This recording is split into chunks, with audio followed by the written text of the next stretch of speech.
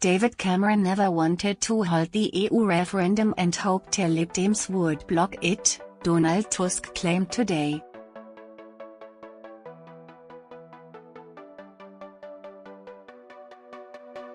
The EU Council President has torn into the former PM for his stupid policy in an interview for a new documentary.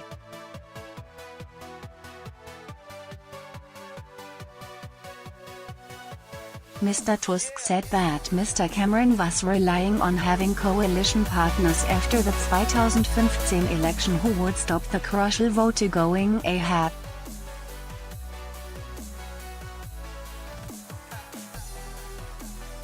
However, when the Tories unexpectedly emerged with a majority, he found himself having to renegotiate a membership package and go through it.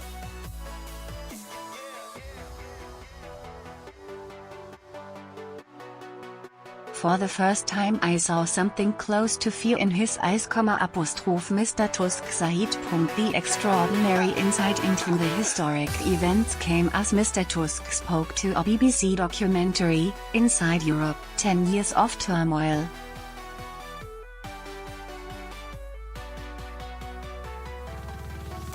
But it was swiftly dismissed by allies of Mr. Cameron, who pointed out that before the 2015 election he ruled out leading a government that did not commit to hold a referendum.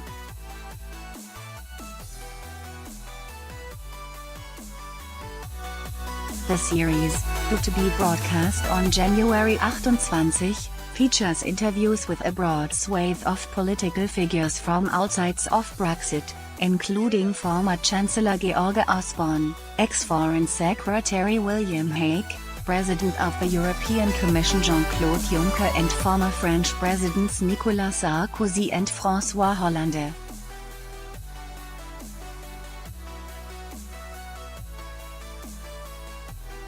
Mr. Cameron, who quit as Prime Minister in 2016 after leading the failed Remain campaign, was among the significant players who did not take part.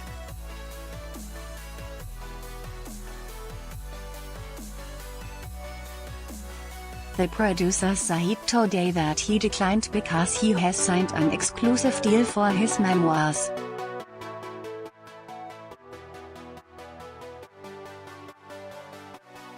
Mr. Cameron has repeatedly insisted he does not regret calling the referendum, although he admitted recently that he is sorry for the difficulties Mrs. May is facing in implementing the result.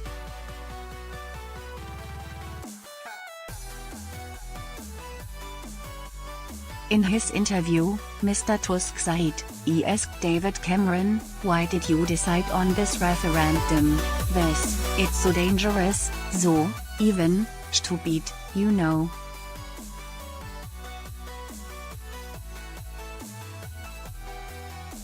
He told me, and I was really amazed and even shocked, that the only reason was his own party.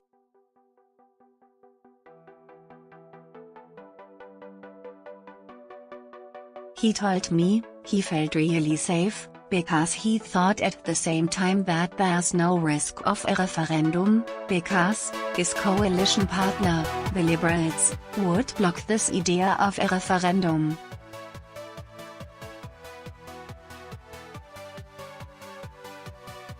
But then, surprisingly, he won and there was no coalition partner. So paradoxically David Cameron became the real victim of his own victory.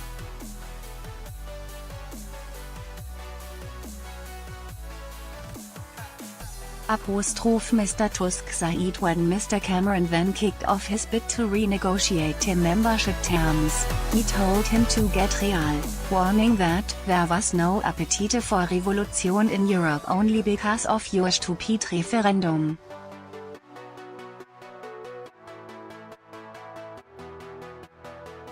The EU Council President added, "For the first time I saw something close to fear in his eyes."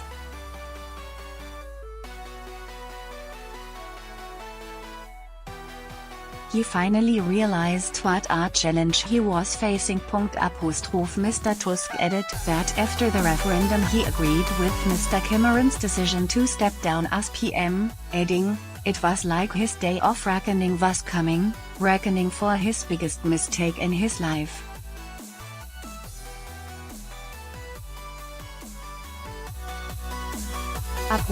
The series also talked to other key figures of the years leading up to the Brexit vote, including Nick Clegg, the Uxban EU ambassador Sir Ivan Rogers, and Mr. Cameron's Director of Communications Craig Oliver.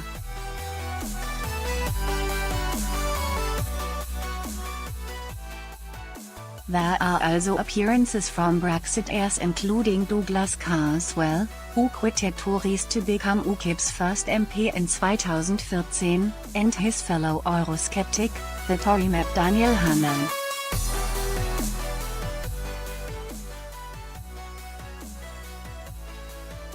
They give accounts from all sides of the Brexit battle in the first episode of the series, We Quit.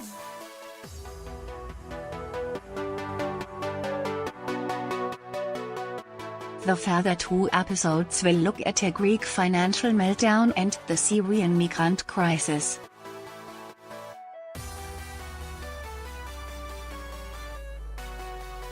David Cameron spent the whole of the 2015 election campaign making clear he would not lead any form of government that didn't have a referendum.